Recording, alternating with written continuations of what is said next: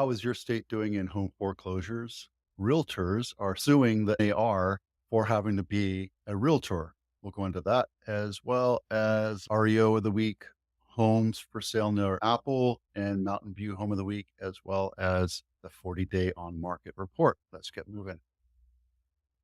I want to dispel the idea that we're in a foreclosure boom. It's not really a problem right now, but there are states that are jumping up, and I want to talk about that. This was 2008 to 2012. We had a huge glut of inventory, and it was a buyer's market. If you remember back then, we're nowhere near that. Some people are saying foreclosures or pre foreclosures are up, which is called a notice of default. Or every state will always have foreclosures, and we're not as high as we were last year. So foreclosure filings are a little bit higher than they were last year. States with the highest foreclosure rates in the first half of 2024 were New Jersey, Illinois, Florida, Nevada, and South Carolina. This document gives you all the rankings. And California, in case you want to know, is 11th here.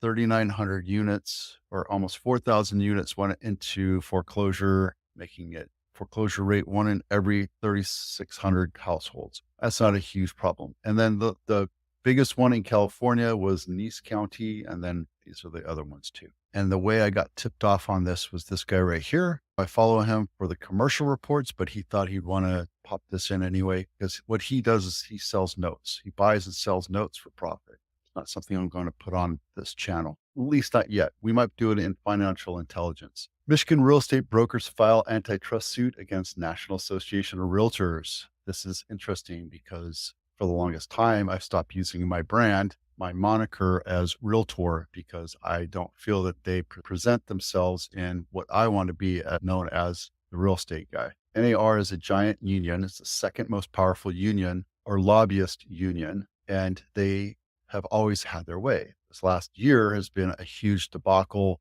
circus of lawsuits. And we're talking about this fairly timely because in August 17th, buyers now have to pay the buyer broker or buyer's agent the commission. There's a slew of ways to do that. We've discussed that. It's all over the internet, and we can go down that rabbit hole if you want, one-on-one. I'm happy to talk to you about how that works. But we've basically decoupled commissions so that now buyers are responsible for compensating their agent that is taking them to all the houses, writing offers, negotiating, and walking the process for them. Michigan's agents or brokers report that the NAR hasn't really done anything good for them, and they require us as real estate agents to become a member of NAR in order to use the MLS. So that's the lawsuit. They're saying that it's required, and every MLS, including our local MLS, MLSlistings.com, requires us to be a member of California Association of Realtor and the National Association of Realtors.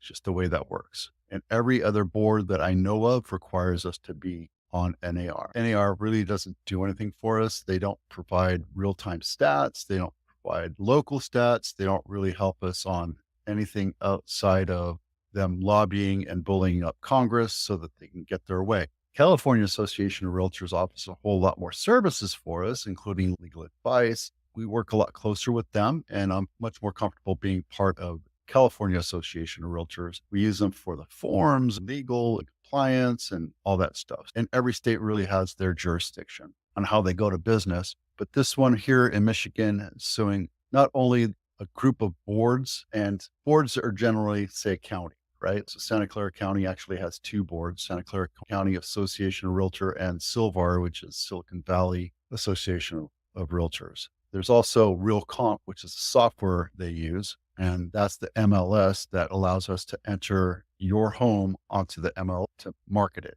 We use MLS listings, and there's also Rabbit-Tony and a couple other ones up north. And I don't have any problem with MLS listings other than they're trying to get out of the 90s with their software. They finally dropped the Flash software, and now they have an HTML interface, which is nice, but it's not great. We're in the middle of Silicon Valley, high-tech center of the world. And up until about 5 years ago, we were using Flash for our website, for our interface. That segment has been brought to you by the Home Inspection Checklist. If you're selling your home, this list will give you a comprehensive list of things to look at for your home, because no home is perfect, and makes you look at it with a little closer eye and decide if you want to fix it or not. And this is not a replacement for a home inspection. It's designed for you to look at every nook and cranny of your home as a buyer would, so that when you present your house for sale, it looks a lot better and it's ready to sell. And if you do any repairs, make sure you disclose it. Homes near Apple. I wanted to compare and contrast these two right here. One is in San Jose, Santa Clara, and one is in Cupertino.